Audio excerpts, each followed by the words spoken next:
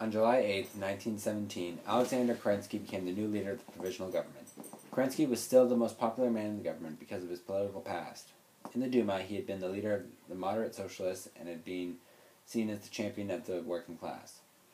However, Kerensky was unwilling to end the war. The Bolsheviks promised that they would leave the war if they were in power, and Kerensky had Lenin arrested. After the failure of the July offensive on the Eastern Front, Kerensky replaced General Aleksei Brusilov with General Lvir Kornilov as Supreme Commander of the Russian Army. The two men soon clashed about military policy. Kornilov wanted Kerensky to restore the death penalty for soldiers and to militarize the factories.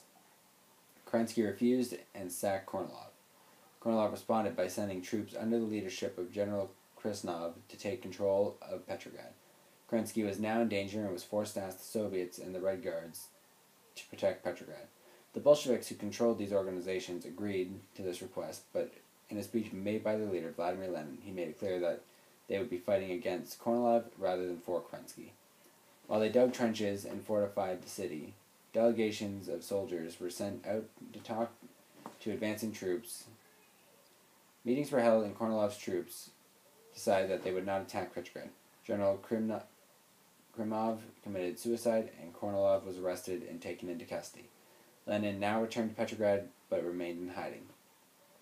The Bolsheviks set up their headquarters in Smolny Institute, the former girls' convent school, and housed the Petrograd Soviets.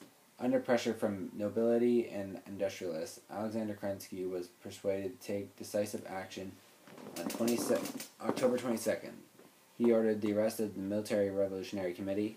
The next day, he closed down the Bolshevik newspapers and cut off the telephones to Smolny Institute. Leon Trotsky now urged to overthrow the provisional government. Lenin agreed, and on the evening of October 24th, 1917, orders were given for the Bolsheviks to occupy railway stations and telephone exchange and the state bank. The following day, Red Guards surrounded the Winter Palace. Inside was most of the country's cabinet, although Kerensky had managed to escape from the city.